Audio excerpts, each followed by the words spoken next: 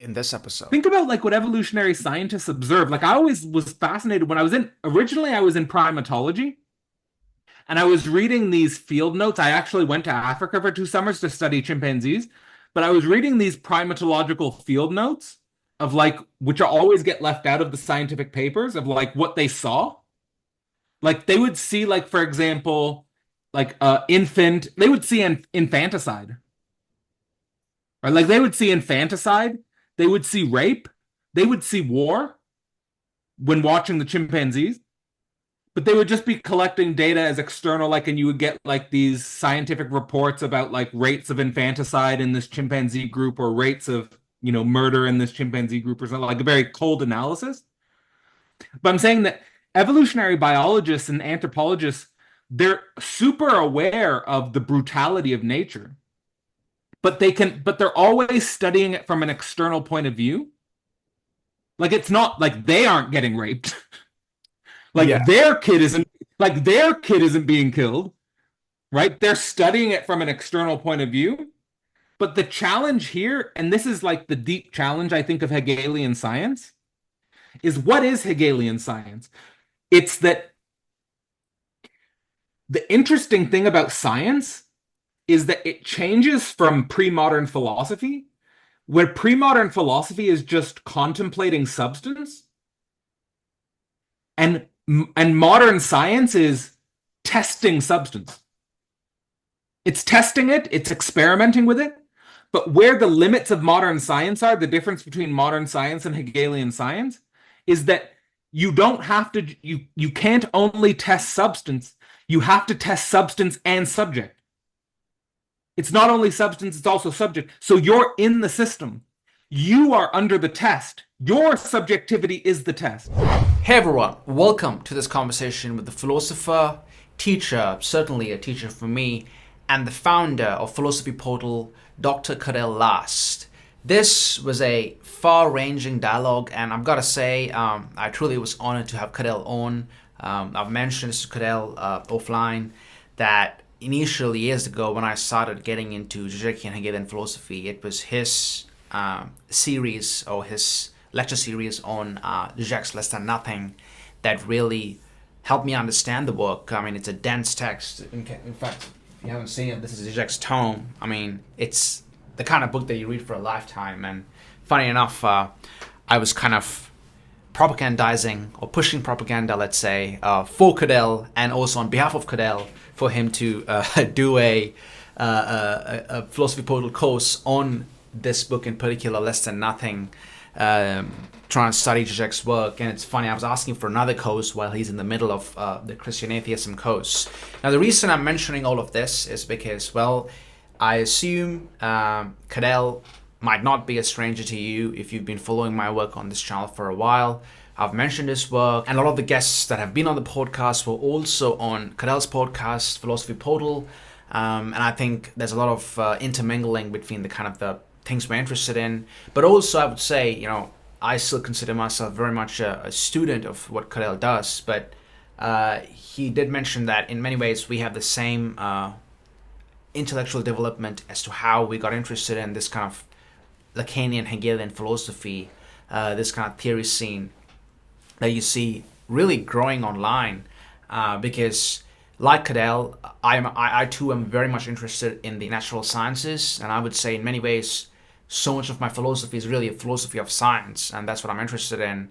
And Cadell started off in anthropology and moved on to more of his work in philosophy, which perfectly brings us to this book, Systems and Subjects, Thinking the Foundations of Science and Philosophy by Cadell Last.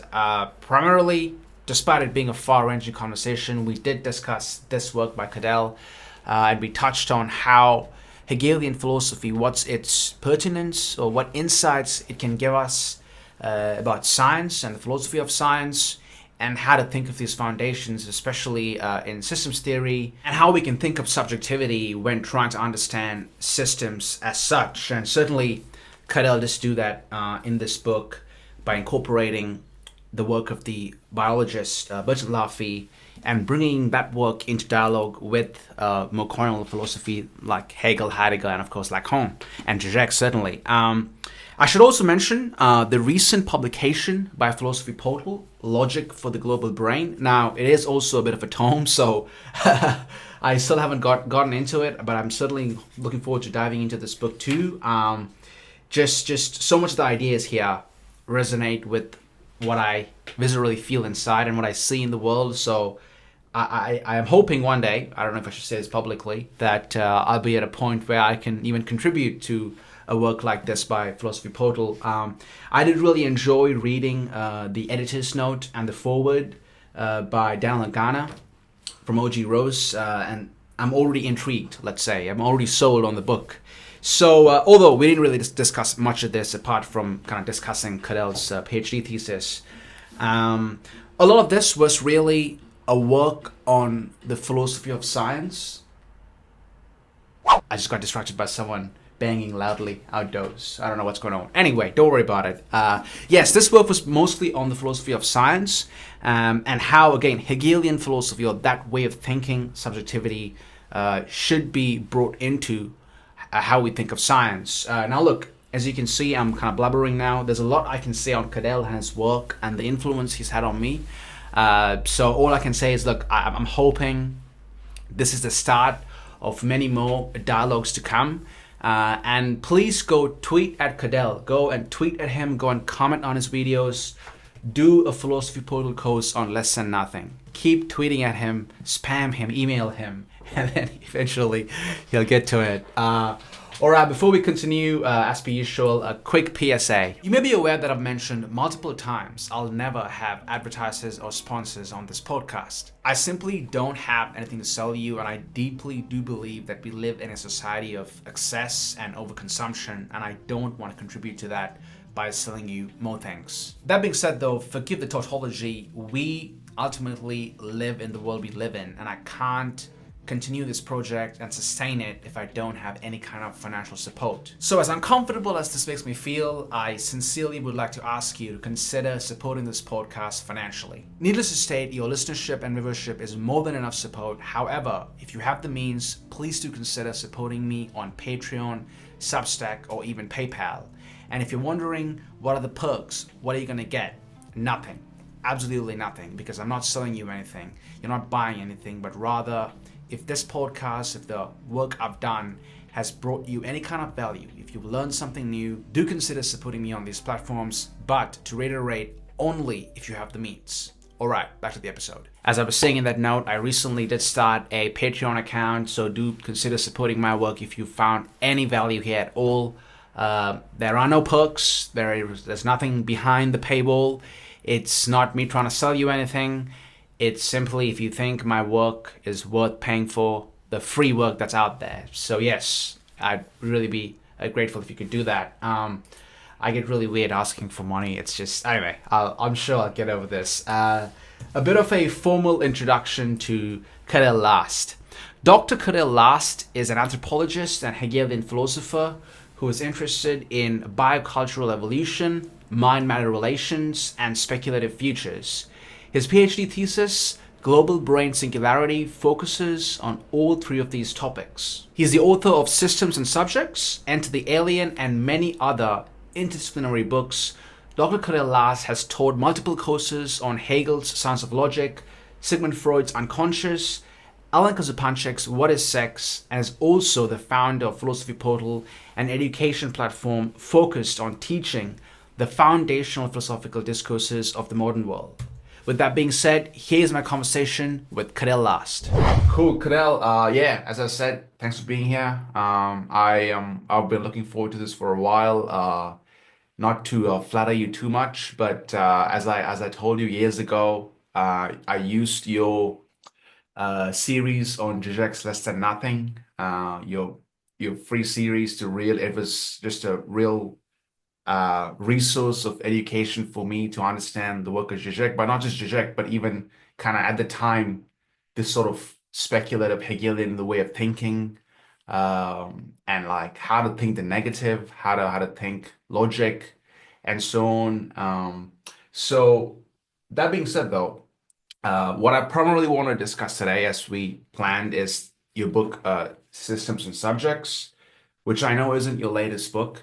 However, it's funny. I was thinking Adrian Johnston, who you know, in one of his older interviews, he said that it's really hard writing a book on Žižek, especially because doing work on a living thinker, the living thinker is living and thinking, and that's how I felt like preparing for this podcast because you're also currently doing your thinking publicly.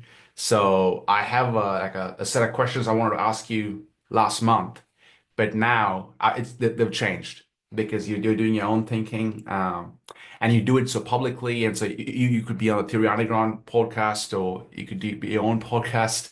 Uh, but I think it behooves me to ask you this question because it's at the center of your consciousness right now, which is the Christian atheism course. And I think it's a good place for the listeners who aren't familiar with your work, just to see the kind of thinker you are and the kind of problems you work through. So if you could tell us, I mean, it's ongoing right now, isn't it? So what is the Christian atheism course, and what made you kind of develop a whole course around this concept? Yeah, well, look, it's great to be here. I think you're really doing great work, and I'm excited to see sort of how your own thinking continues to develop. And I know how difficult it is also to do the type of work you're doing and the amount of time and effort it takes to pull off these podcasts. So, in some sense, just also just throwing back to you, recognizing you for the work you're doing. And I think that there aren't that many podcasts where I see the person hosting the podcast put in the amount of back work that I know needs to go in to really bring philosophy to this level of discourse. And so I think it's really important work that you're doing as well. So let me just say right off the bat that I think the easiest is following a dead thinker. The let's say the medium difficulty is following a living thinker that you don't know. And the most difficult is following a living thinker that you also know. And I think that level of difficulty is the challenge today. And I think it is actually connected to the ideas that I'm unpacking and exploring with the concept of Christian atheism, which, by the way, keeps on giving and giving to me in terms of myself exploring this concept. I'm finding that as I continue to develop this concept within the context of the course, I'm learning something new and revolutionizing my thought almost every day. So I'm in a really interesting spot with the concept, and I want to bring that to the forefront. So let me connect the central idea that I'm trying to develop in Christian atheism with what I just said about the easiest is to follow the dead thinker, the medium difficulty is to follow the living thinker, and the hardest is to follow the living thinker that you also have a relationship with. I think that what's revolutionary about Christianity is the concept of the Trinity. And actually, I just finished watching the movie There Will Be Blood. I don't know if you've seen that movie, There Will Be Blood, but in the movie There Will Be Blood, it's set basically at the end of the 19th century, beginning of the 20th century during the oil rush. And there's this central tension in the movie between someone who's basically a pioneer in the oil industry and this local priest or this local pastor who's running a small church congregation out in the desert.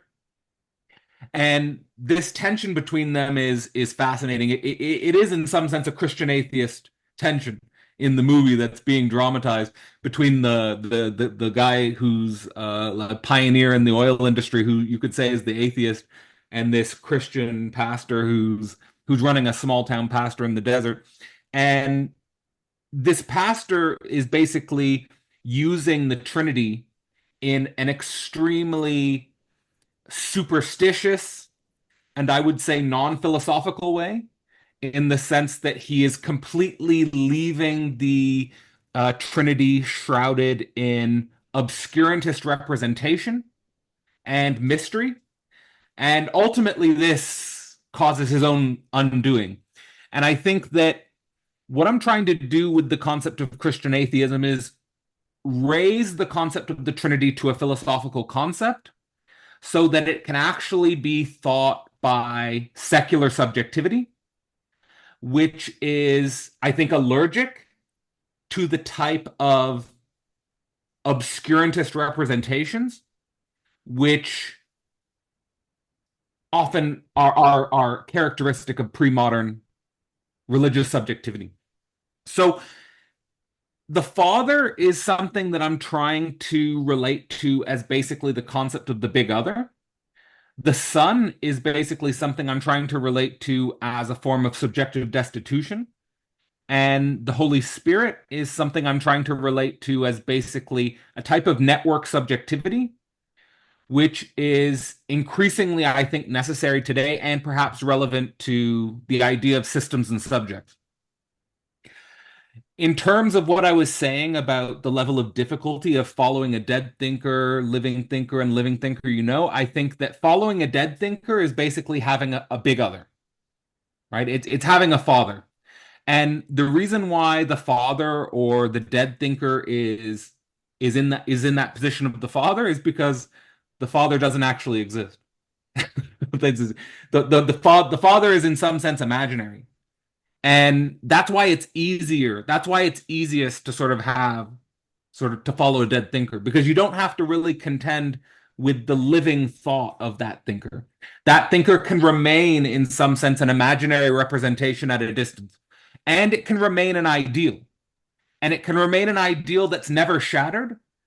And thus, it can remain an ideal that keeps you away from your own subjective destitution. Because what do people always say when they say, don't meet your idols? When they say, don't meet your idols, it means that you're risking subjective destitution in the sense that your idolization will collapse. Right? If you keep the idol at a distance, and convenient if the person is dead, because you'll never have a chance to meet them anyway.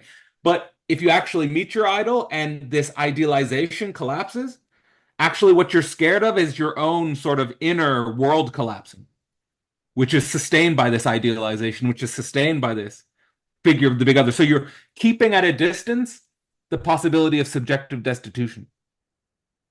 And then finally, to follow a living thinker, I think, is to constantly be challenged with rethinking. Like you just said, like the questions you wanted to ask me last month are not the questions that you want to ask me now. And perhaps next month there'll be another set of questions, and if we continue relating for years, there'll be transformations on both of our sides. That's network subjectivity. That's whatever image we have of each other should be broken. Like that's because it's not the living word. The living word is the living word, and whatever image you have is only going to be an approximate representation of what that person actually is in the life of their concept. So I think really what I'm trying to go towards here is, with this idea of the Trinity, is how can we actually think philosophically, let's say the living word or the life of the concept, in the reality of network subjectivity. And it could even be possible that, let's say, I'm increasingly using network subjectivity and juxtaposing it against institutional subjectivity, because it could be that institutional subjectivity is upheld by a figure of the big other, whether it be a professor, whether it be a certain idealization of professional attainment, some certain upward direction that is idealized, which, if it works, and this is, I think, the interesting paradox, if institutional subjectivity works, meaning you're able to build your career in the institution, you can actually live your entire life without really encountering directly subjective destitution, because the institution takes care of you. And right, so I've met many forms of subjectivity working within the university system where I've increasingly got this perspective informed by Christian atheism that there's a form of negativity that people in the institutions seem permanent, that they keep permanently at a distance. And that's not to say that someone who's spent their entire life in the institution can't experience subjective destitution. It's just that the institution creates a nice containment, which reduces the probability of subjective destitution in some sense. Like, of course, you could still experience an absolute catastrophe in your life that brings you to your knees and absolutely transforms your, your subjective position. But the institution also functions as a kind of defense against the possibility of subjective destitution. So in some sense, I think that the reason why Christianity is becoming popular again, or the reason why it's becoming people are becoming intellectually curious about religion in general, and maybe Christianity in specifically, is because I think there's also a crisis in the institutions. And it could be that people are finding themselves encountering something like subjective destitution and also wondering about this weird notion of Holy Spirit, which I think presents us with a form of organization which is other to, let's say, institutional structure. Yep. I mean, there was a lot there. I mean, I think the part I want to focus a bit more on is the notion of the big other. And also, Cadell, which I really like. I already took note of this, which is where you say that you analogize the Holy Spirit with networks, to use system science language. Now, firstly, to talk about the big other. So I think in some sense, maybe now there's a slight shift in the zeitgeist, so to speak. It's this notion of like science as the big other, right? I mean, and when I mean science as the big other, it's important to state that. Okay, So, okay, an example of this would be the new atheist, Four Horsemen. I know for a fact when I was a teenager, a lot of my friends who were interested in these topics, their big other there was either Sam Harris or Richard Dawkins. These two figures. Christopher Hitchens a bit before even my time, and then Daniel Dennett, he was more a philosopher, wasn't really, but Sam Harris, especially with his like, what's this, the meditation, kind of the secularized spirituality side of him, and then Richard Dawkins with his just like pure, hard science.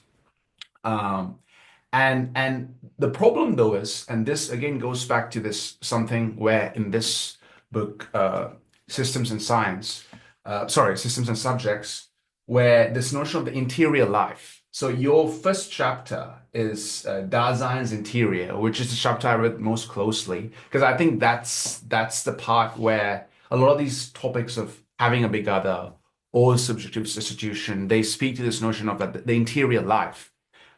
So this is a long-winded way of me asking, how can we understand what you're trying to introduce, this thing called the interior life, to our current conversation, our current dialogue that's going on amongst the kind of the new atheist or kind of people that are working through this kind of secular rationality, Steven Pinker, that type of thinkers. So let me put it another way. Sean Carroll, I remember in one of his books, The Big Picture, I think he says that humans are blobs of organized mud. Now, he just says it abstractly. He makes this statement, right? But see, the problem is, brilliant physicist, but you just don't get it. None of us experience life as blobs of organized mud.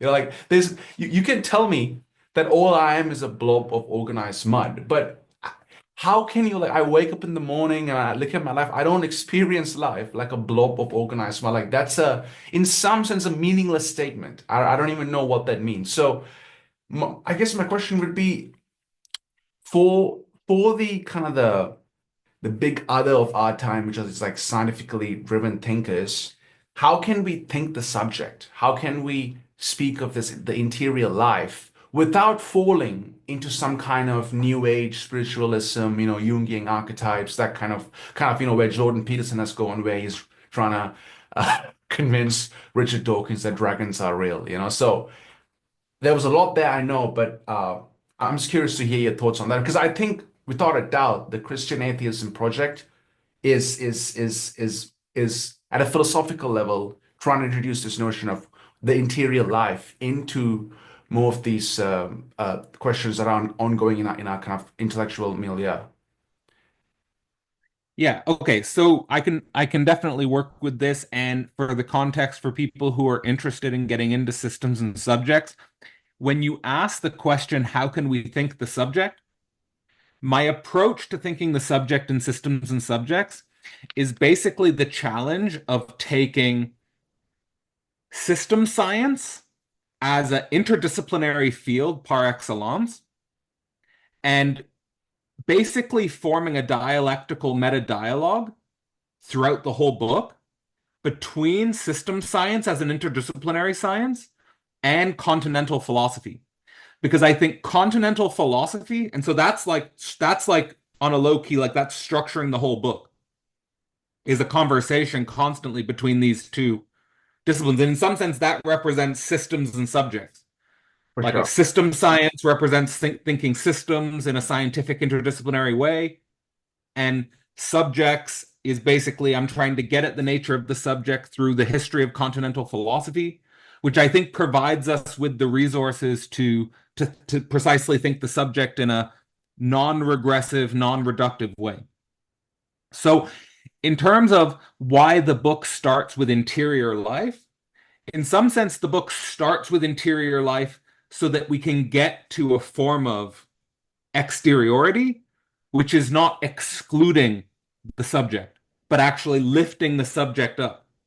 So I think that's the problem with a lot of science, is that science doesn't start, again, the type of science you were mentioning, Richard Dawkins, evolutionary biology, Sean Carroll, quantum physics or general relativity, and Sam Harris, neuroscience. All of those forms of science do not really start with they don't start with the interiority. So they're not starting there.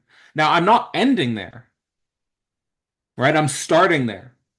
And that's the point of starting there in the book is again to like and where you start, where your origin is important. I think that the presupposition of classical science and the presupposition of physics, the presupposition of evolutionary biology, the presupposition of neuroscience, it starts with an external gaze, right? Either an external gaze of the universe, the beginning is the Big Bang or so forth, or it starts with the origin of life, the beginning is single-celled organisms, or it starts with the brain, neuronal connections and wirings and so forth, and then builds up from there. But you're never going to understand the interiority of the subject from starting from that external point of view. It's always going to be something epiphenomenal. It's always going to be something that is kind of irrelevant. Like what I took, and this is sort of like how I got ruptured from the natural sciences to speculative philosophy, was that I took the interiority of the subject and the interiority of my subjectivity as something that broke my image of natural science. And I had to do that. I had to do that to myself. It was a self-violence that I did to myself. Like I was doing my doctorate, I was taking doctoral level courses on neuroscience and cognitive science and evolutionary science because my doctoral supervisor was an expert in those fields. But I was like, this doesn't have any relationship to the dreams I had last night. Or this doesn't have any relationship to the desire I'm feeling when I see that girl at the school yesterday. Right? Or it doesn't touch me. It doesn't move me. It's not whatever it is, it's I'm epiphenomenal to it. So I had to break that relationship. And so like, in regards to like someone like Sean Carroll, for example, it's interesting you brought up him because one of his quotes always sticks in my mind, which is something like he said, and it might even be from an interview about this book, The Big Picture. He said, "We know a lot about physics, we know a little bit about chemistry and biology, and we know almost nothing about politics and society. And I think that he needs to take his own knowledge more seriously and break himself with that. Because if you actually break yourself with that very statement, where it will bring you is actually, look, if you really want to think the core of politics and society, you've got to start with figures like Hegel and Marx. You've got to start with figures like Freud and Lacan. There's no way around it. Because, if you want to understand modern politics, if you want to understand modern society, it's not going to be found in general relativity. It's not going to be found in quantum mechanics. It's not going to be found in evolutionary biology. It's not going to be found in neuroscience, right? It's going to be found in, my point of view, continental philosophy. So it really changes the game. And on the one hand, continental philosophy is difficult and obscure, and many people have a resistance to really exposing themselves to the arduous labor that's involved in learning continental philosophy. Because it's just as difficult as learning quantum physics or evolutionary biology. In order to understand those fields, you have to study them for 5-10 years. You have to dedicate your being to those fields. And the same goes for continental philosophy. You have to dedicate your being to those fields, and it changes your being. Right? So in some ways, there's a high bar. There's a high bar, but I think increasingly this bar we need to raise ourselves to this bar, because this knowledge is indispensable. Yeah, I mean, I add on to this, Cadell, that idea of how it changes your being. So it's interesting, Sean Kelly, the Heideggerian phenomenologist, philosopher, he was once, I think, on Lex Friedman's podcast, and the age-old, now kind of like almost boring question came up, are machines going to be conscious? Are we going to have AGI? All these notions, right? I mean, it's been discussed ad nauseum, really, I think. And then he said, well, I don't know if machines are going to be conscious, but we can say for sure that by humans interacting with machines, humans are going to become more like machines. As in, it's not that I mean, this is really important. When we subjectively engage with something, it changes us. And the big mistake I see made a lot in analytic philosophy and this kind of like more like science-oriented thinking is they can't think the subject as to how you're always part of the equation. I mean, Hegel, I think this is really well aware. The subject's always, whatever you're observing, you're already in it. You can't, I mean, even Kierkegaard talks about this, I think.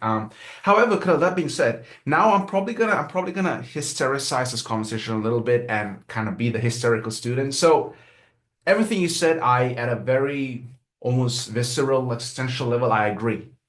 But this is something I've been working through and struggling with, trying to think through, because there's something in me where I'm very averse to bullshit. The reason I'm averse to bullshit is because I myself sometimes fall into bullshit, but also I feel like I just put out bullshit, like the notion is like, and I mean bullshit in the technical term, as so it's not true.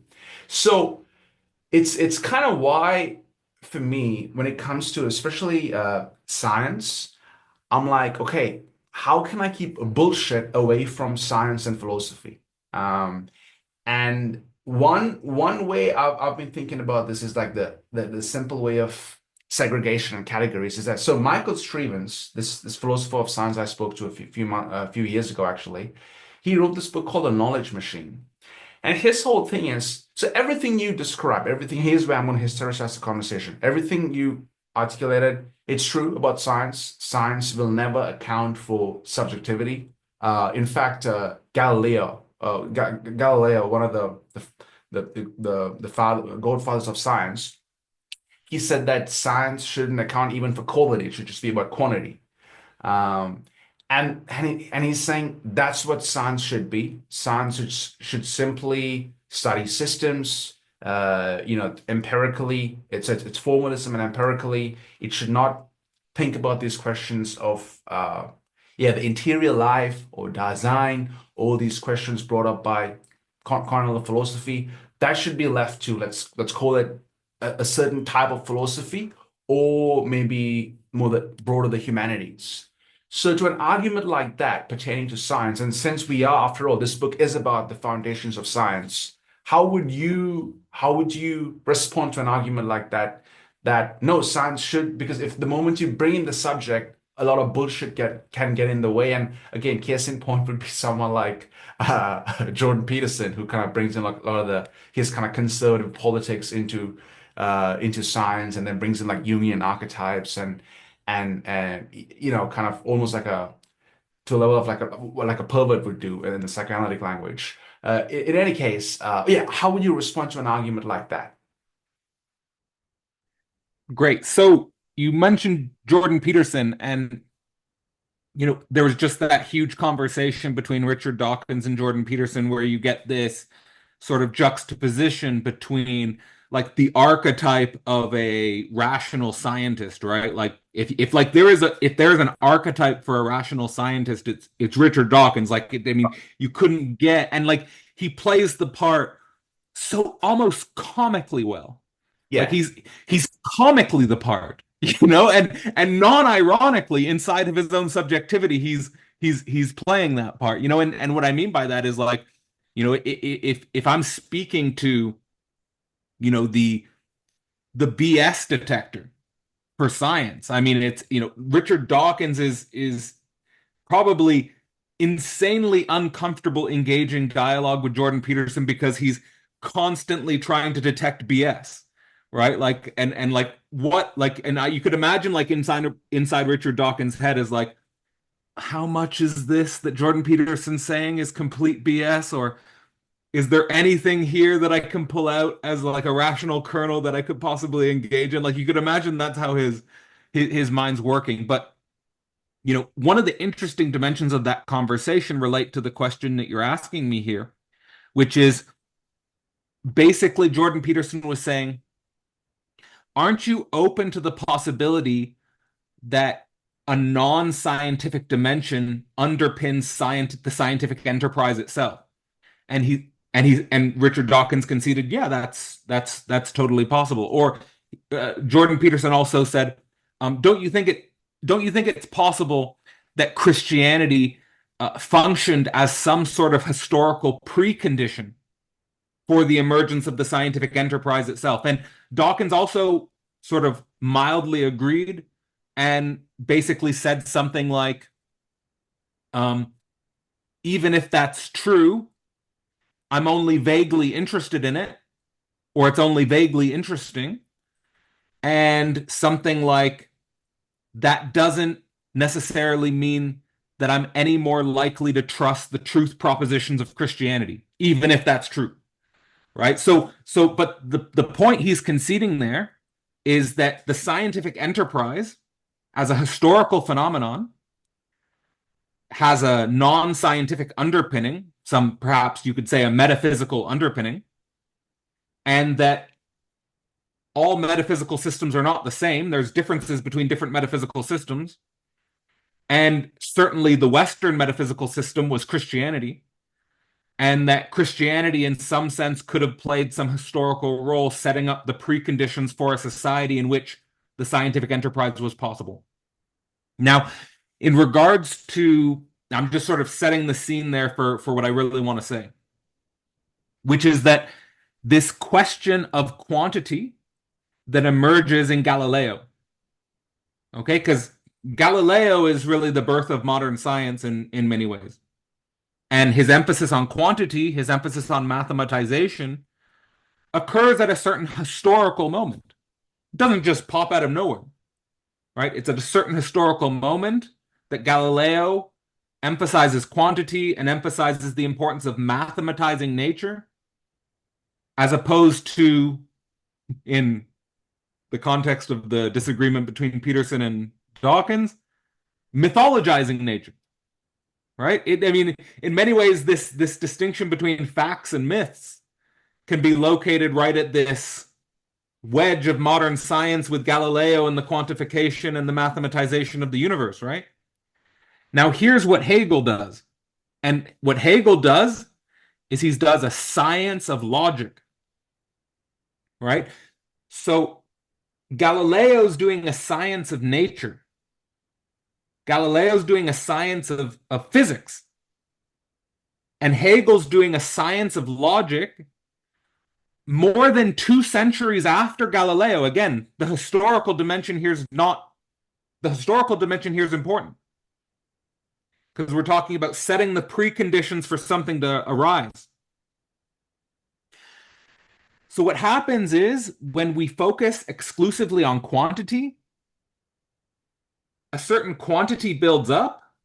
You can add, well, quantity, you start quantifying things and you can get a cumulative effect by this. And this is what the scientific rational mind loves, that you have a certain arrow, you have a certain direction, right? You want to defend against BS because you don't want to be bothered by all the noise of the universe, right? All the noise that could distract you from you want to focus on something where you could reliably build something, right? And in evolutionary anthropology, not to get too far from the point, but in evolutionary anthropology, this is called the ratcheting effect. And the ratcheting effect is what's responsible for cumulative culture. Culture that can be reliably passed on from one generation to the next. This was actually the idea that first lit my mind on fire when I was young, and I started a blog called The Ratchet, which is this ratcheting of cumulative culture that explodes in human beings and which you can't really find too easily in chimpanzees. Although you find it in a very primitive form. But it explodes in the human being. Right? And there's this intergenerational transfer from father to son to bring in this, I would say, Christian atheist dimension. To the main point,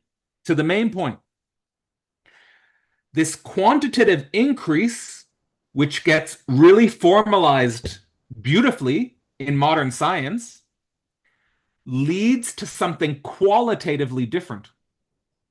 In other words, you build up a quantity and a new quality appears, right? Naturally. So the thing is, and now in contemporary science, this is where you get an interesting split. You get the split between reductionism and emergentism, right? And reductionists, they don't think this new qualitative emergence is relevant to the fundamental truth. Reductionists don't believe this emergence, this qualitative transformation that opens up with the increasing quantity, is related to the fundamental truth. Emergentists think that it's just as real or more real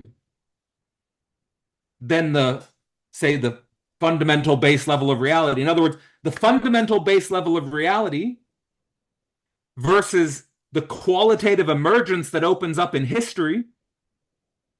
For the emergentists, they're just as equally interested in the qualitative emergence that opens up in history. And now this is where science necessarily becomes historicized, because science isn't just science. Like, the scientists can present themselves historically as neutral, dispassionate, objective observer, but the consequences of scientific work change history universally.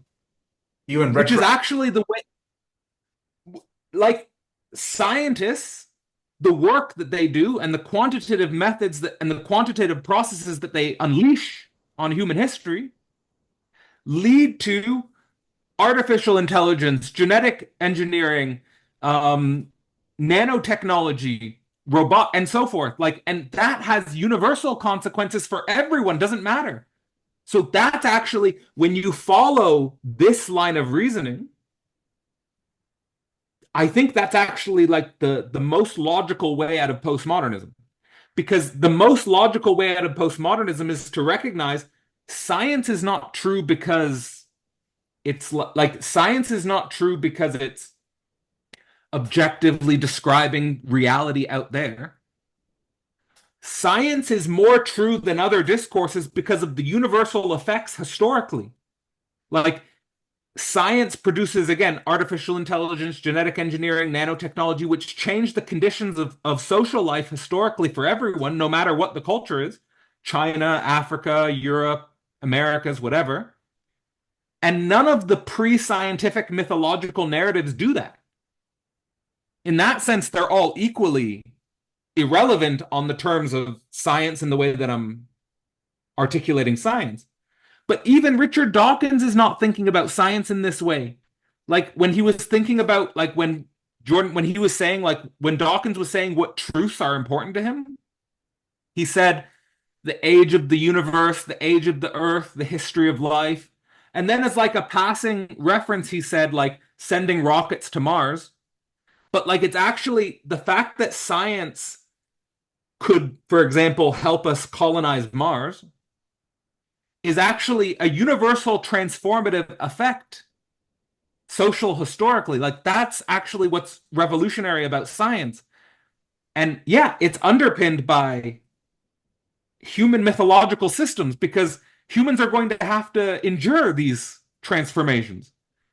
Like we endure these transformations. So I'm just trying to say that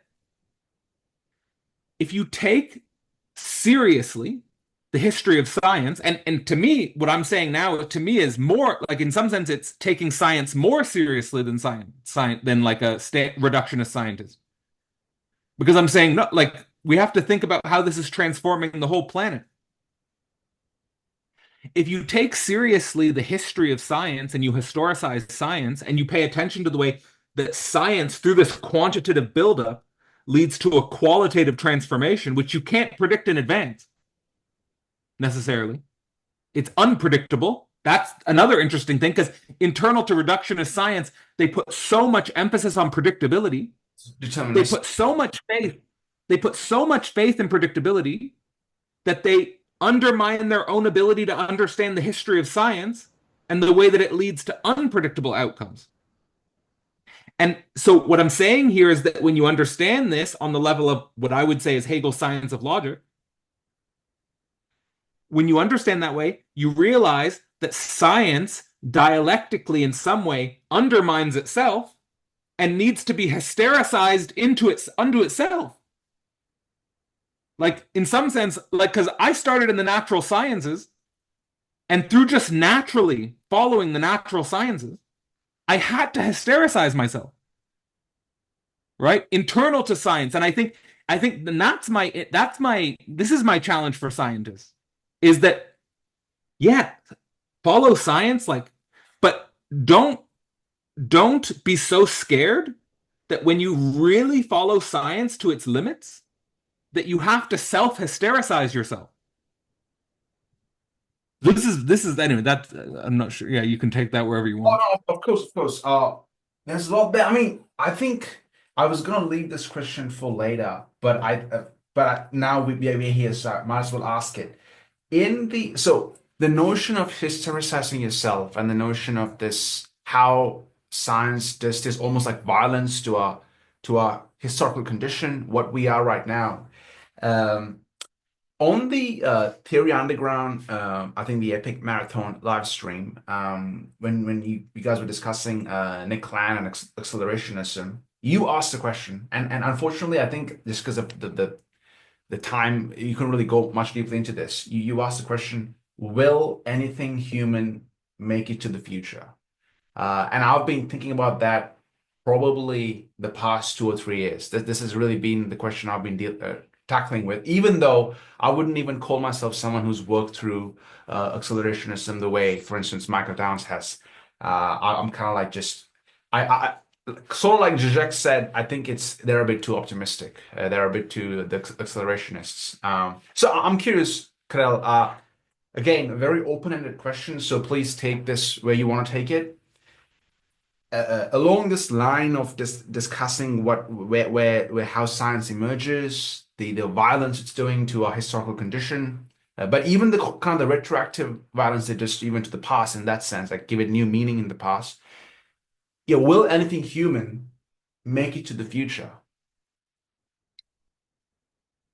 Okay, so in order to really frame this in an quote unquote like as objective as way as we can get to it, I think we have to posit a counterfactual. And this counterfactual is something that I'm increasingly using because I just think it's a fun thought experiment. But imagine the human being existing eternally. I don't mean I don't mean you or I, but the human species, as we've known the human species, say evolutionary anthropology will suggest that the human species, modern humans, have existed for about 200,000 years or so. Now, again, imagine the human species existing not even for an eternity, which is absurd, but say, I'll be modest on a cosmic evolutionary timescale. Let's say the human species as we exist now exists for another 10 million years. I'm positing this as a thought experiment, which I find incredibly generative, which is when you think about the human species and you think about 10 million years, and I'm talking about the human species as we exist as a planetary technological species today, and you think about us existing for 10 million years, I don't know about you or what comes to your mind, but for me, that short circuits everything. Because it seems like the human species in 10 million years doesn't make sense. When I think about Mars, when I think about the Andromeda galaxy, when I think about almost all physical phenomena, and I think about 10 million years, yeah, of course Mars will exist in 10 million years. Yeah, of course the Andromeda galaxy will exist in 10 million years. Yeah, of course the Earth will exist in 10 million years. But the human species as we currently exist, 10 million years seems strange. Yeah. Because if you think about, for example, ancient Egypt, or if you take ancient China, I mean, these are things that existed for, on human timescales, a very long time. I mean, 3,000, 4,000, 5,000 years. I mean, that's a long time for a human socio-political process to exist. When we think about biological organisms, and let's say a span of 10 million years, depends on the organism, but a lot of organisms more or less retain their form. Perhaps not over 10 million, perhaps not most over 10 million years. But again, if we think about what the descendants of chimpanzees, dolphins, lions, whatever, is 10 million years from now, probably won't be exactly a chimpanzee, a lion, or a dolphin, but it'll be something within that form range.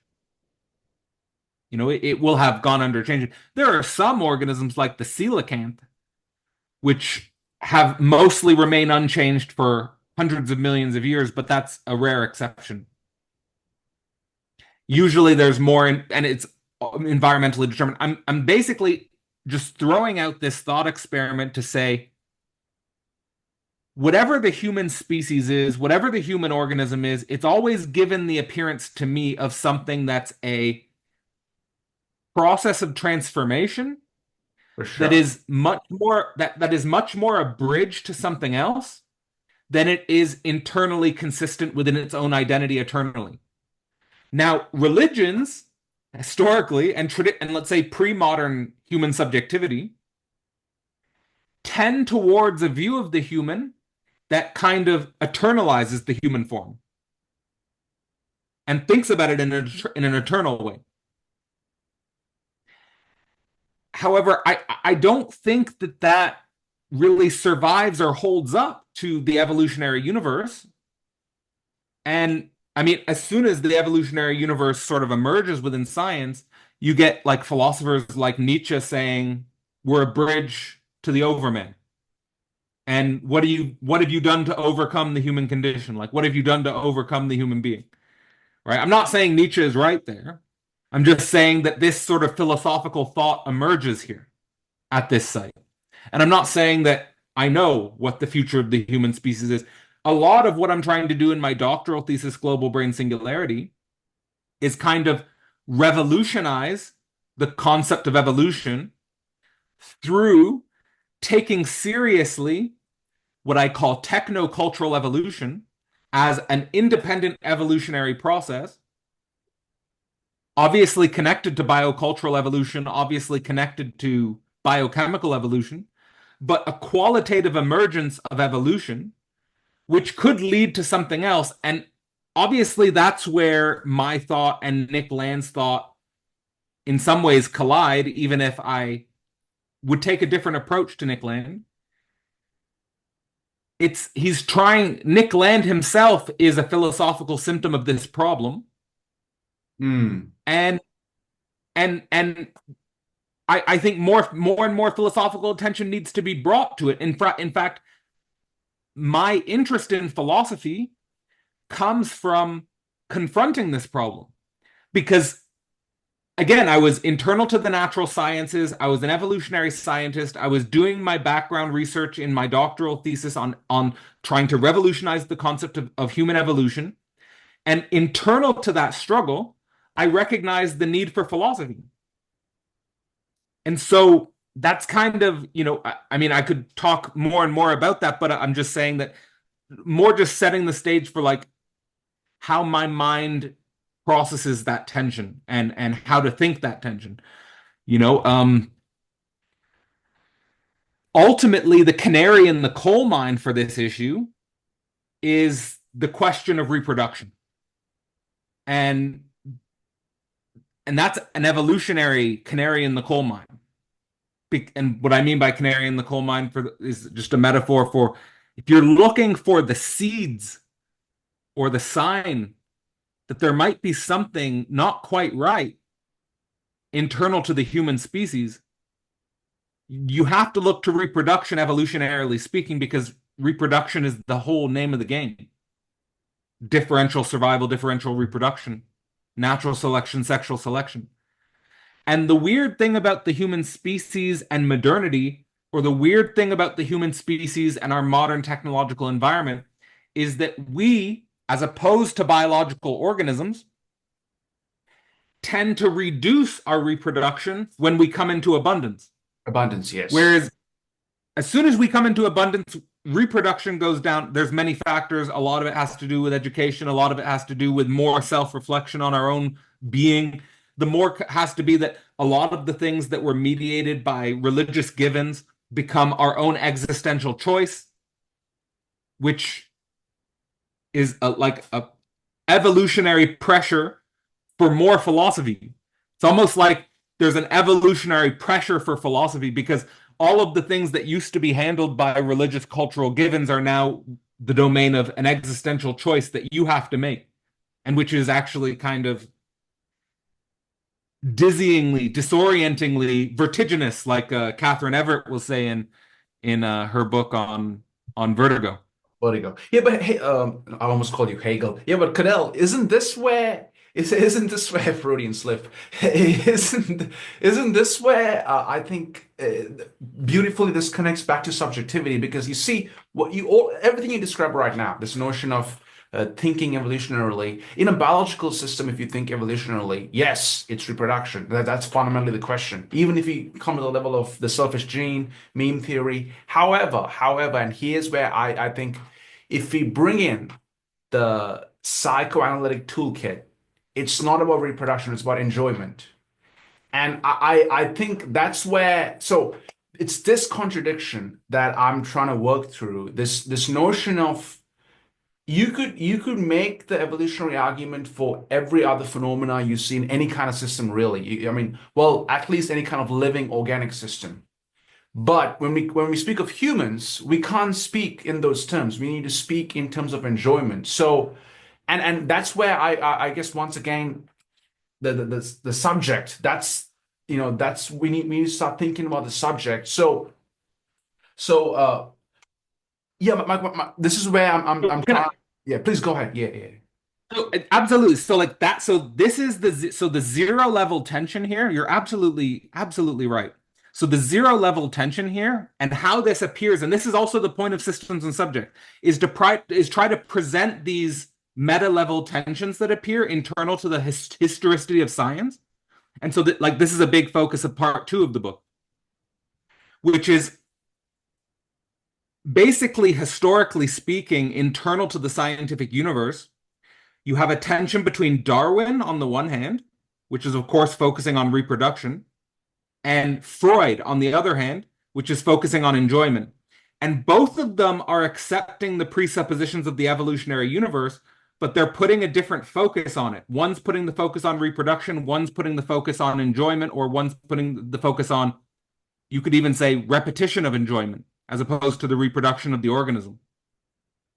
And what's interesting to think historically, and this is what I do in the book in part 2, is I think about the way in which Freud's distinction of enjoyment, repetition of enjoyment, and this is in the death drive, is the repetition compulsion, that this actually disrupts science so deeply that it others psychoanalysis, right? And it says psychoanalysis is other to science, right? And Freud spends his whole life trying to make psychoanalysis a science, right? And is always sort of, again, science self-distances themselves from Freud and psychoanalysis, and again, otherizes.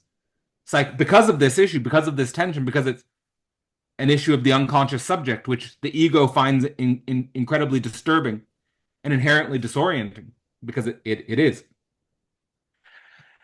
What I try to do in Systems and Subjects is say, in some sense, counter to Freud's project, instead of trying to get science to accept psychoanalysis, why don't we just raise psychoanalysis to a meta-science? And this, to me, and because what Freud's doing, trying to get science to accept psychoanalysis, is in some sense treating science like a big other. Like, accept my knowledge, accept what we're doing here, accept that it's valid. Right? And of course, it doesn't work. It doesn't work. Science doesn't accept it. In mainstream science doesn't accept it.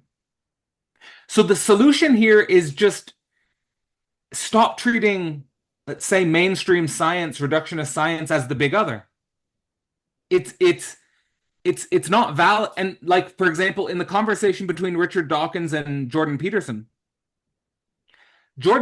was constantly treating Richard Dawkins like a big other. Big other, yes. Like he was constantly trying to get Richard Dawkins' mimetic theory to recognize the importance of archetypes. And what the thing is as soon as you relate to the other as if on their symbolic terms, so to speak, like memes is real and archetypes are not real, right? As soon as you accept that sort of unconscious precondition for the conversation, you've lost.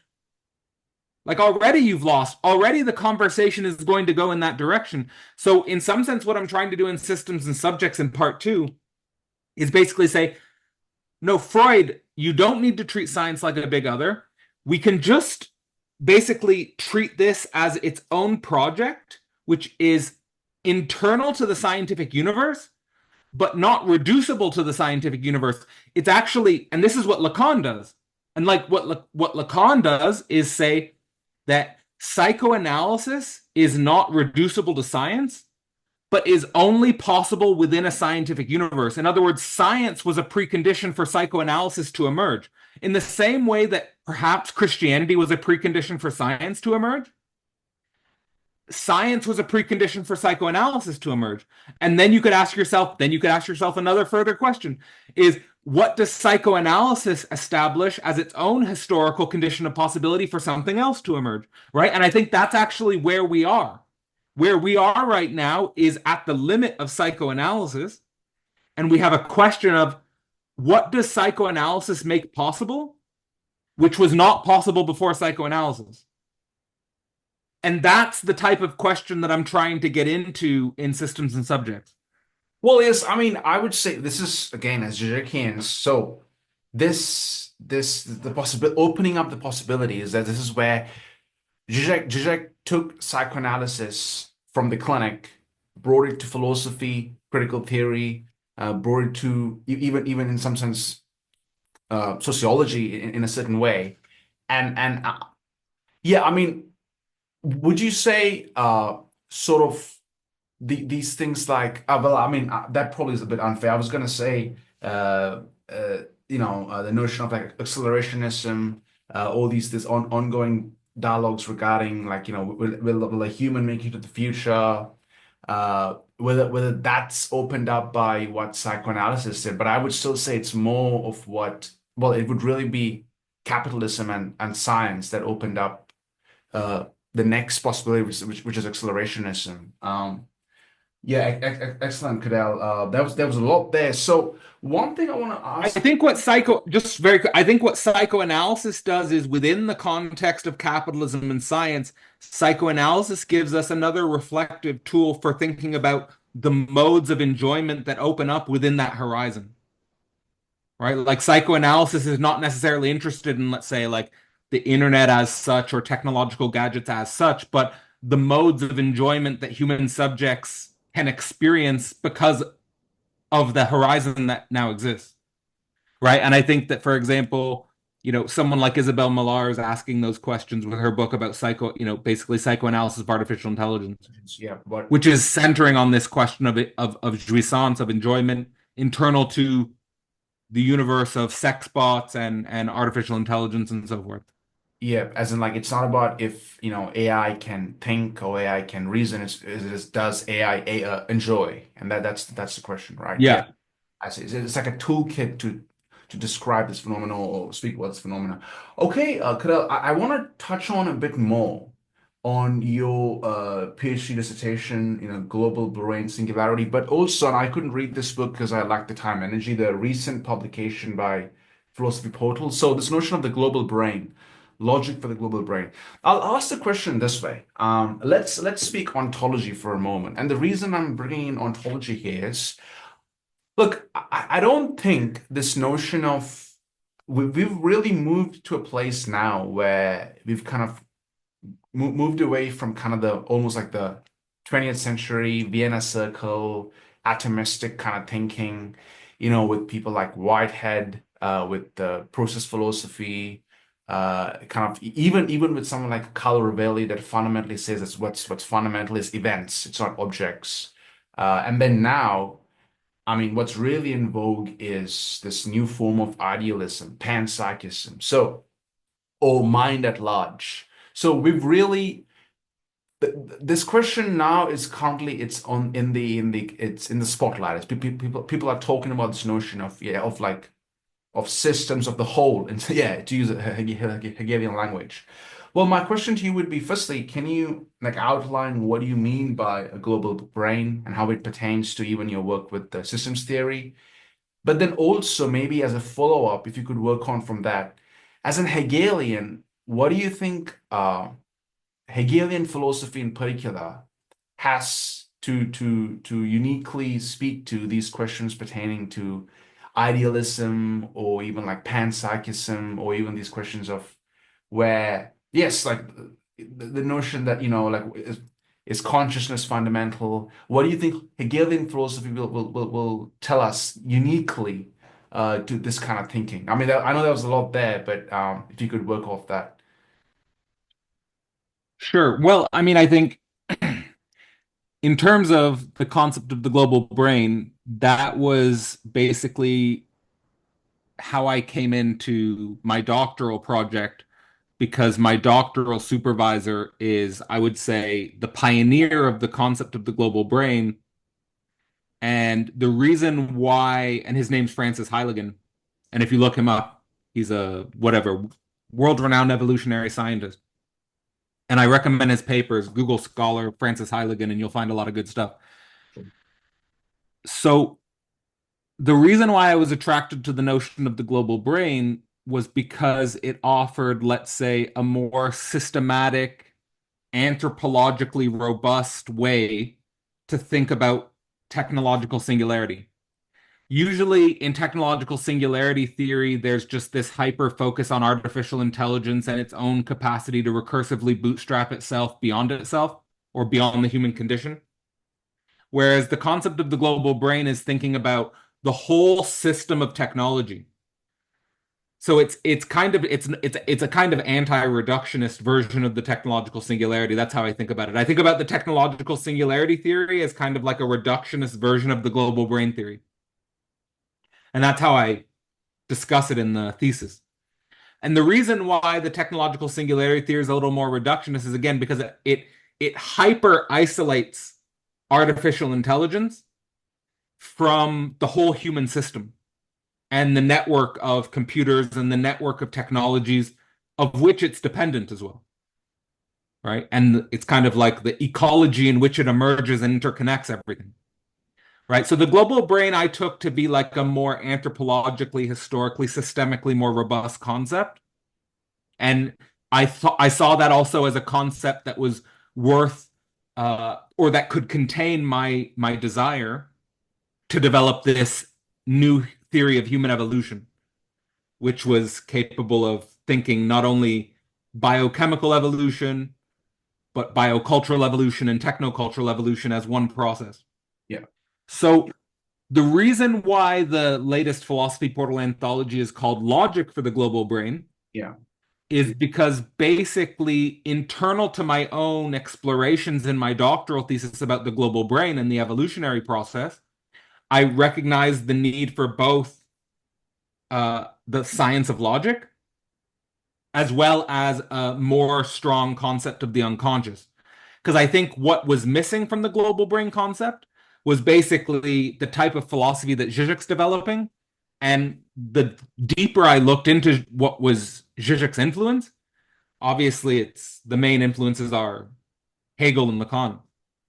So I went into those resources, and long story short, like, the logic for the global brain on the Hegelian side is basically, and here even following like a mainline Hegelian philosopher like Stephen Houlgate, who says we have not even become Hegelians yet. That all of post-Hegelian philosophy is kind of like an anxiety about Hegel. Like, and here I want to like talk about like how philosophy operates differently than most other fields. Like, because progress is so slow, even if you could say there's progress. Like, I'm not even sure the word progress makes sense. It's more that there's fundamental ruptures that occur within different historical epochs. So I would say, like, for example, you get a thinker like Plato, or you get a thinker like Hegel, like in a certain epoch. They're like epoch defining philosophers.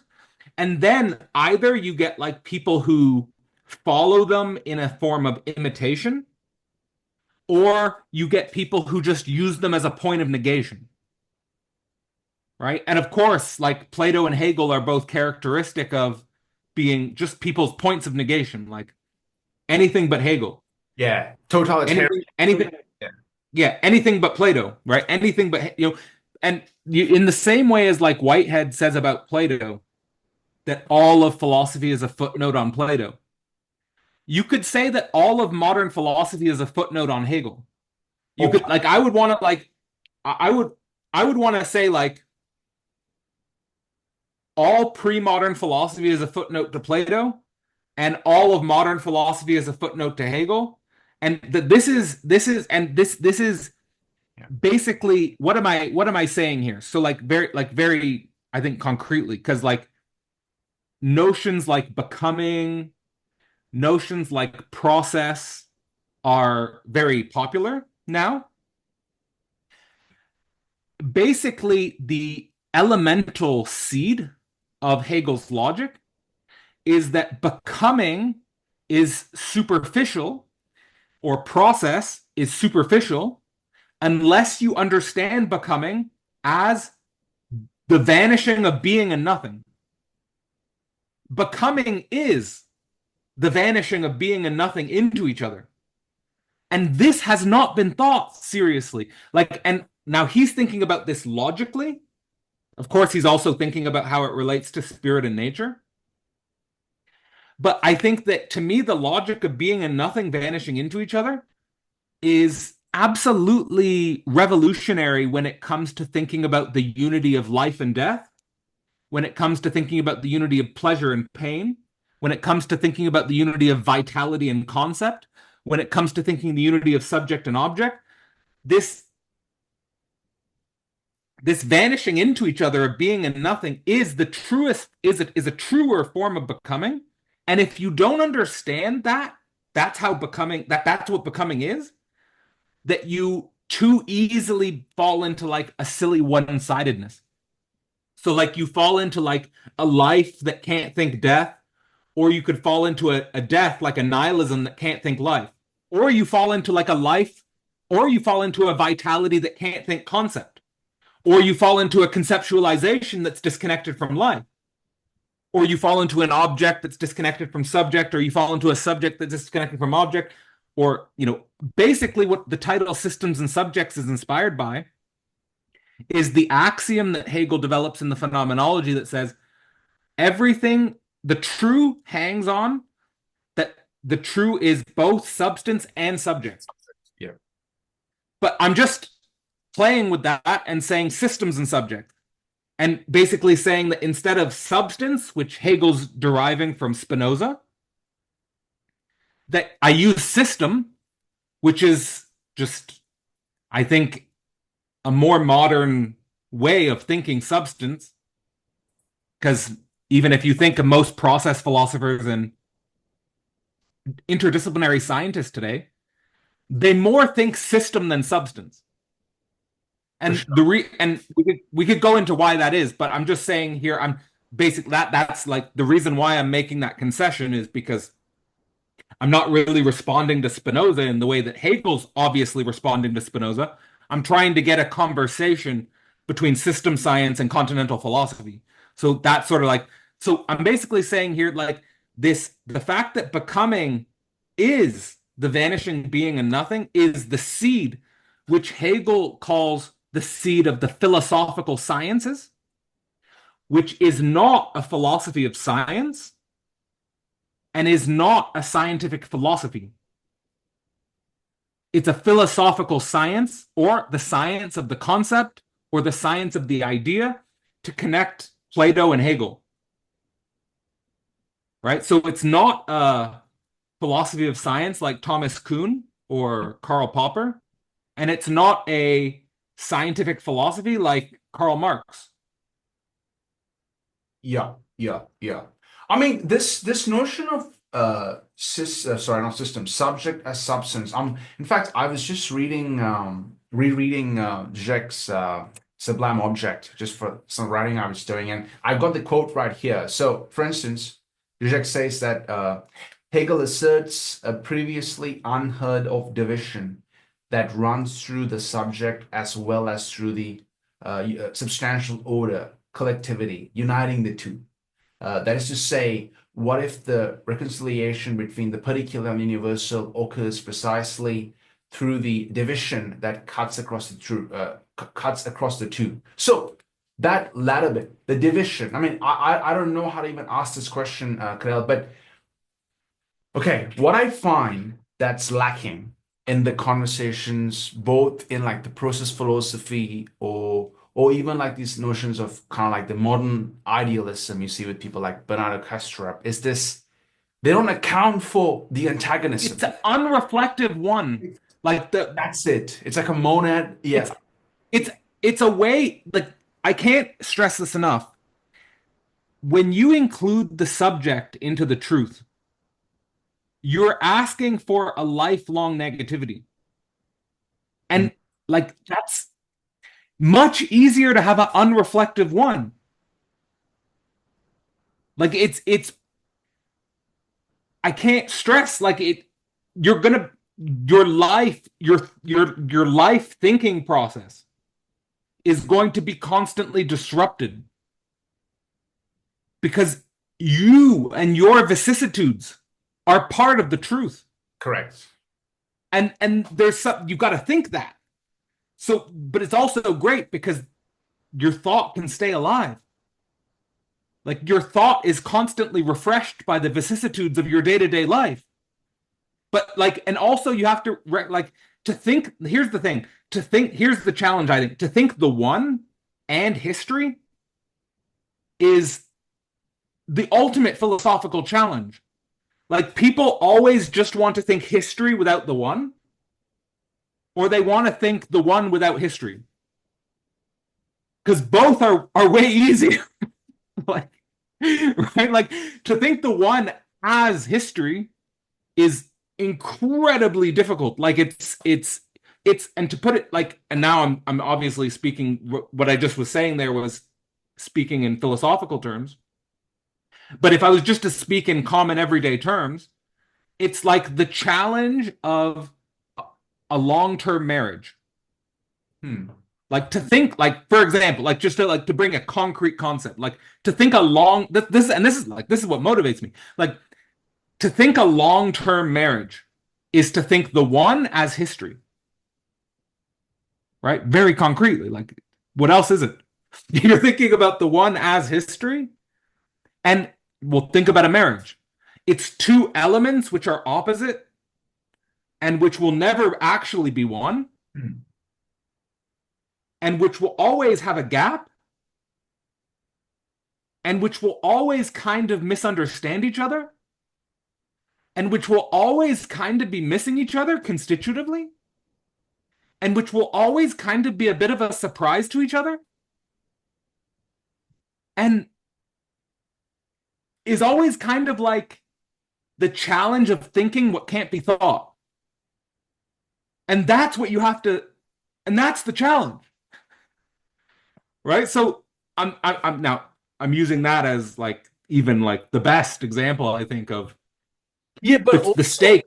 Yeah, but also here's where, I mean, in my rereading of, because it's funny. Initially, when I got into Žižek philosophy, I thought it was deeply pessimistic. It is, but it doesn't end there. The thing is, the antagonisms, this like misunderstanding, or to use more Lacanian jargon, this not working, that it doesn't fit. This is a productive not working. It's not a reconciliation, but this division, this cut it's a product. It's what keeps thinking going. I think we need to have a more concerted effort to resist and counteract this false idea that Žižek is pessimistic. Of course, Žižek will say things like "I hate life," in like joking way. Yeah. But no, I think that I think it's actually the way Žižek's thinking is the only way to be really optimistic. Like, there's like what I mean, or you could say an optimism of the real. Like, it, because you don't want to have an optimism that, like, to me, I would much rather be pessimistic than to be optimistic in a childish or a superficial or like a way that's just a wish fulfillment, or like just a detached optimism, like, or an optimism that like the type of optimism that just blatantly ignores the actual tensions and antagonisms of the situation. Like, for me personally, my temperament, I have no time for this type of optimism. I only am interested in and here's my experience of living this, like, because I'm not just thinking this philosophy, like, I live this, I live out this way, been living this philosophy for approaching a decade. I think that what you get is, and what you learn is, there is a type of abyssal confrontation here. There is an abyssal dimension to this way of living. But if you're willing to think the antagonisms of the moment in their abyssal nature, retroactively, you can see that actually there was a forward advance. Like, I've experienced that. I've experienced that in my relationships. I've experienced that in my business, or I've experienced that in my creative drive. That if I'm willing to think the imminent antagonism of the situation, that actually a higher level, almost like anti-fragility or meta-stability, is a retroactive result of the tarrying with the negative. Like, the tarrying with the negative does lead. The thing is, the reason why it's difficult is because in the moment of the tarrying with the negative, it literally feels like everything is going to fall apart. Yeah, yeah. And it feels that way. And the thing is that because you're in the thing, like like back to the beginning of systems and subjects, you're in the system. You can't like abstract like from an external third person point of view. You know, like you can't be like the disinterested, neutral, objective scientist that's not in part of the system. And just like, as it were, like think about like what evolutionary scientists observe. Like I always was fascinated when originally I was in primatology and I was reading these field notes. I actually went to Africa for 2 summers to study chimpanzees, but I was reading these primatological field notes of like, which always get left out of the scientific papers of like what they saw. Like they would see like, for example, like they would see an infanticide. Right? Like they would see infanticide. They would see rape. They would see war when watching the chimpanzees.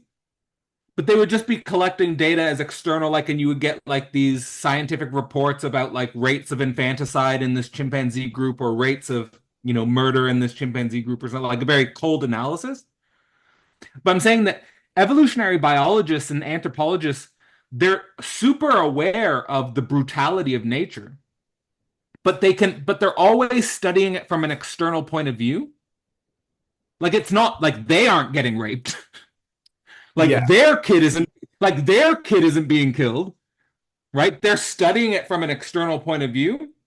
But the challenge here, and this is like the deep challenge, I think, of Hegelian science, is what is Hegelian science? It's that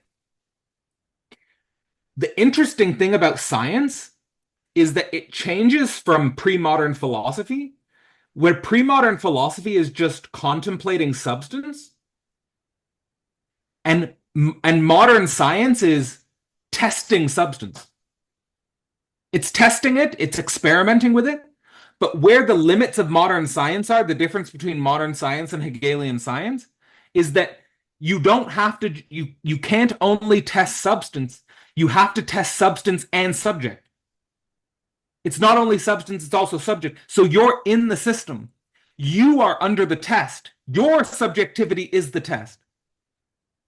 So the thing is that this dealing with the immanent antagonisms of life is the test. And your capacity to be scientific is your capacity to do the conceptual labor of the negative.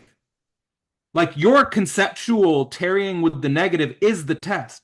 That's as at least as close as I can think. No, I mean, I couldn't agree more. I just want to add this one here. I mean, I want to be mindful of the time because I've got 2 really important questions. But it's really interesting.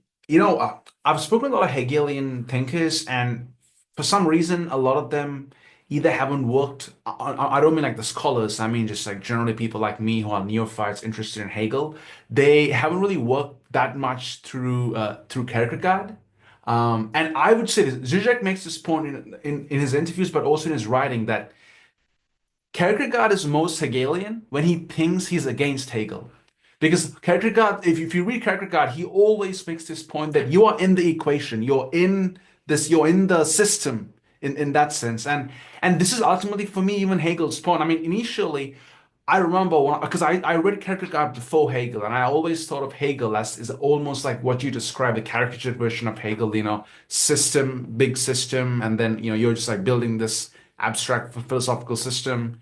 But Kierkegaard's whole point was that, no, you're in the system, you're caught up in it.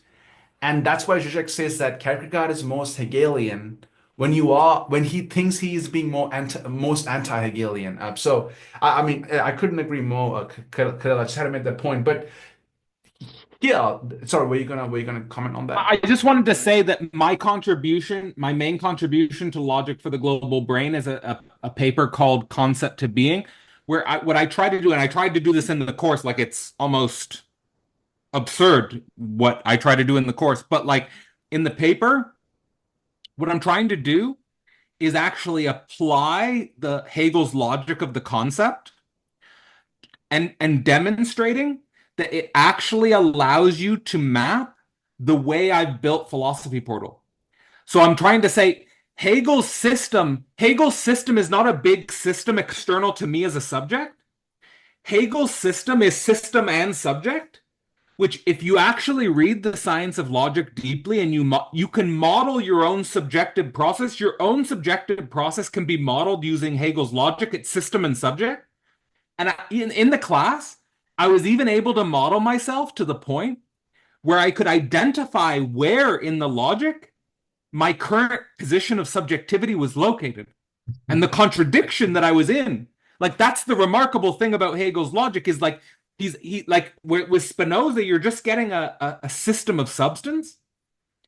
But in Hegel, you're getting a system of substance and subject. And that means that like your subjective process it's following an unconscious conceptual logic. And if you actually follow that through, it's not an enslaving thing. It actually brings you to a different level of being. It's not anti-life. It's not anti-being. What it does is even more interesting. It brings you to it brings you to a level of being in life that you could not have gotten otherwise. So in a way, you do release. So like, for example, like say I never started Philosophy Portal because I'm just nihilistic. The whole thing's a mess. The whole academic system's a waste, and there's no point to teach anything or do anything. We're just living in a late capitalist, bullshit society, right? If I never did that, if I approach that way, no point to start, because the point is that Philosophy Portal will not last forever. It's a process that will unfold under a logic that's even partially unconscious to me, of course. But if I follow the logic of it to its end, to its dissolution, Philosophy Portal is own end, where I'll find myself is a position in being and life that I wouldn't have been able to get to without the process of Philosophy Portal.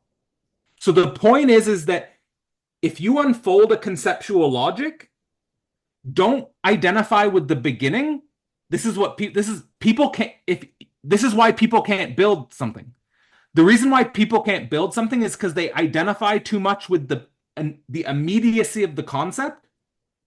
Like I had an intuition of Philosophy Portal at the beginning of it, but that doesn't do anything.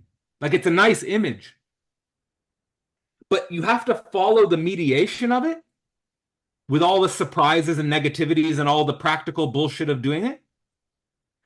And where you end up, if you follow it to its logical conclusion, is a point of being or life that you couldn't have gotten otherwise. And I think all people who are self-revolutionizing entities, like, for example, let me throw two documentaries out there where you could watch as these examples of self-revolutionizing entities, where I think they're Hegelian subjects in the sense that they get to a place in being or life that they couldn't have gotten to if they didn't follow their own conceptual logic. Arnold Schwarzenegger and Vince McMahon. If you watch the documentaries of Arnold Schwarzenegger and Vince McMahon, they're both crazy people. Absolutely mad people. And passionate as hell. And driven as hell. And what they do is, so Arnold Schwarzenegger's is very easy. You could even model Arnold Schwarzenegger with Lacan's imaginary, symbolic, and real triad. So with Arnold Schwarzenegger, he had the weightlifting. And he followed weightlifting to its absolute exhaustion. And then when he got to the end of it, he had done everything possible in weightlifting. He transitioned to acting. But he couldn't have gotten to acting without weightlifting. He couldn't have done. And then he followed acting to its limit. And then he did everything possible in acting. And then he went into politics. And he couldn't have gone into politics without the acting that he. So I'm saying that, and he couldn't have predicted in advance. Like when he was a weightlifter, he couldn't have predicted that he would become in movies. And then when he was in movies, he couldn't have predicted that he would go into politics. So the point is that you get to, like, if you follow this logic, the point is that you exhaust a certain concept. And Yes. when you exhaust a certain concept, like everyone, it's so easy to identify with the immediacy of a concept. Like have the immediacy of the concept as me as like a big weightlifter, or have the immediacy of the concept of me as a movie star or a politician. But to actually do it and to exhaust it, well, that takes drive. That takes crazy drive. Yeah, I mean, in philosophy, one name I can think of is Wittgenstein, who does this. Wittgenstein for sure. But also, well, from everything you said, Cadell, what I really want to stress on, and this has been for me, this has been one huge takeaway from Hegelian philosophy is the fact that you can't predict it, that it's purely contingent. The drive is there, it's an absolute drive, but but the event itself in some sense is contingent. And then necessity is always made from contingency. I mean, Adrian Johnston writes of this well in his book, The New German Idealism. So, I mean, gosh, man, that was so good. I don't even know where to go from there. Look, I was gonna ask you a boring question about negativity and data because I kind of want to bring up more of this more concepts from Hegelian philosophy into the world of AI, but I'm gonna leave that for another time because I need to do a bit more thinking and a bit more writing before I ask you these questions pertaining to. You're not going to believe this. You're not believe this, but I'm published in a journal for AI and society Okay. with a professor of artificial intelligence. His name's you probably know him. His name's Thomas Hammer. Of course, I've already emailed him. Yes, yeah, machine learning professor. Yeah. Yeah, yeah. So we could discuss that paper, but we're published together because we published on artificial intelligence and bringing in Hegel's logic, That would be and great. specifically the logic of the problem we're trying to approach is called the abstraction explosion. That we have an explosion of abstractions because of artificial intelligence. Yeah, yeah. But Hegel's logic here is interesting because Hegel's logic is actually not, as you know, like thesis, antithesis, synthesis. No, Hegel's correct. logic is Yeah. Hegel's logic is abstract, negative, concrete. And the big challenge that we're struggling with today is how to negativize the abstractions towards a new concretion. And that's the challenge. That's, I think, the challenge before us in regards to AI and society is how do we negativize the abstraction explosion towards actual new concrete reality. Anyway, so I just wanted to throw that out there because Is it that might paper, might is that, overlap. yeah, is that paper available for the public? Like, I is can it? send it to you. Yeah, I can get. Yeah. I would love to discuss that in a follow-up conversation, especially with Professor Hamrick. And yes, I should mention here, excellent recent conversation with René Girard. I thoroughly enjoyed it, especially kind of how I feel like that conversation was more of it was an antithesis to the kind of the tech bro René Girard we see kind of in Silicon Valley. All right, cool. Last question. I have to ask you this because I mean. I found you through Žižek. I found you through, well, really, Žižek's Less Than Nothing. And I don't know if you want to talk about this publicly, but we did discuss offline that you're thinking of doing something on Less Than Nothing at Philosophy Portal. I regret not being able to join the CA course because, as you know, I moved to Sydney, helter skelter, lack of time, energy, all of that. But just if you could tell us, just for the listener, maybe give us a teaser on yeah Žižek's tome Less Than Nothing. Why do you think this book in particular is just a groundbreaking text in philosophy, but also kind of maybe give us a few insights as to how you're planning to teach this book if you are to do a course at Philosophy Portal, and from there we'll go. Yeah. So I've been. That's the book. So like on a personal, like intimate level, the Less Than Nothing, there's a few books in my history where like I encounter it and it like changes my world. And Less Than Nothing was definitely that book for me in regards to philosophy. And at least for me, if I'm thinking about Žižek's legacy, for me it's Less Than Nothing, and I'd like to think that I'm contributing in some way to making Less Than Nothing, that putting it on that level, because I think before I sort of gave it that hyper focus, I think most people would think about the sublime object of ideology as his real breakthrough text, which of course is like his original breakthrough text. But I think Less Than Nothing, I'd like to think of like Less Than Nothing as the same way we think about, when we think about Heidegger, we think about being and time. Or the same way when we think about Hegel, we think about the phenomenology of spirit or something like that. I think Less Than Nothing is on that level. So why?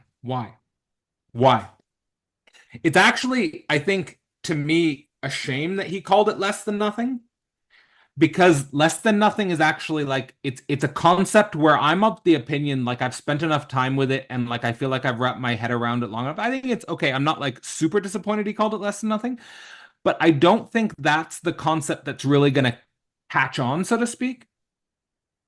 I think it's way too convoluted and complex for most people to wrap their mind. Whereas like being in time is like, most people can like almost get like an intuitive inroads to what Heidegger's maybe pointing at with being in time. Like it's not too much of a leap.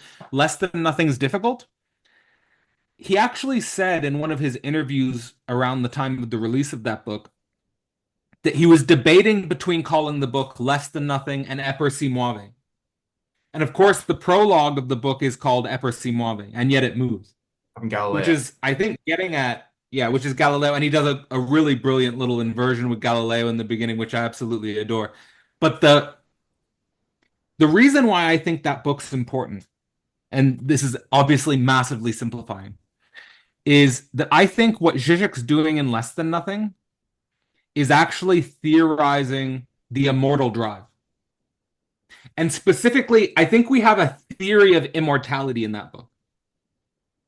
And so, of course, I could expand on it, would take more time, but just as a teaser, that's my teaser, is that I think and so historically, why is that important? Because one of Žižek's main claims is that Freud, and he takes this from Lacan, that Freud did not understand what he discovered with the death drive. And I think that the death drive is obviously a concept that even someone like Alenka Zupančič sees as like an ongoing construction site. I think if we have a zero level of what Žižek's doing with it, he's thinking about death drive as not this nirvana principle of no tension, release from tension. Like take, for example, the difference between tension and relaxation. What death drive is doing is going to higher and higher levels of tension. Like through the compulsive repetition, you have to contend with higher and higher levels of tension, which cause types of die again, die better. Like you die, like, but it's not dying as like actual dying. It's dying and death and rebirth, if you like, but like on higher and higher levels of tension. And ultimately, he's rebranding death drive, I think, in Less Than Nothing explicitly, as immortal drive. And I think that this rebranding needs to happen, and that's what I really want to do. I want to rebrand death drive as immortal drive, because I think that could take off in the culture. And if we get that right, this takeoff in the culture, that's also a way for us to get out of this tendency to say, like, Žižek is a doomer, or Žižek is a pessimist, or like absolute negativity is just a nihilistic concept or something like that. So I think immortal drive could have some currency. So anyway, that's what I hope to do with that book eventually. Well, this is one thing I appreciate even about Catherine, like yourself. It's like it's the only way to really be optimistic is through kind of working through this, understanding what the immortal drive, as you call it now. I mean, I can't wait. I mean, I know it's a lot of work to put together a course. So next year, if you do get to it, I'm gonna be propagandizing for it. I'm gonna be Joseph Goebbels for you and do all the propaganda. And I really hope you do get to it. Even though now I'm asking for another course whereas you're still in the middle of the CA course. So, that's where I am at the moment. Yeah, that's where I am at the moment. Yeah. So for anyone who's interested, philosophyportal.online, you'll find everything. Yep, I'll leave all the links. But no, I mean, yeah, you've been one of my teachers. I've been one of your students from far for a while, and I'm glad that I'm finally breaking that parasocial relationship and just really actually engaging with you as a person. And in fact, I was going to ask you this, which you already answered. This notion of how like being a teacher, being someone who's an educator in philosophy. And I love that you said that you always put yourself into the equation. So philosophy portal, you said that you're always caught up in it. I think, yeah, I think that's something there to think about and really contemplate on.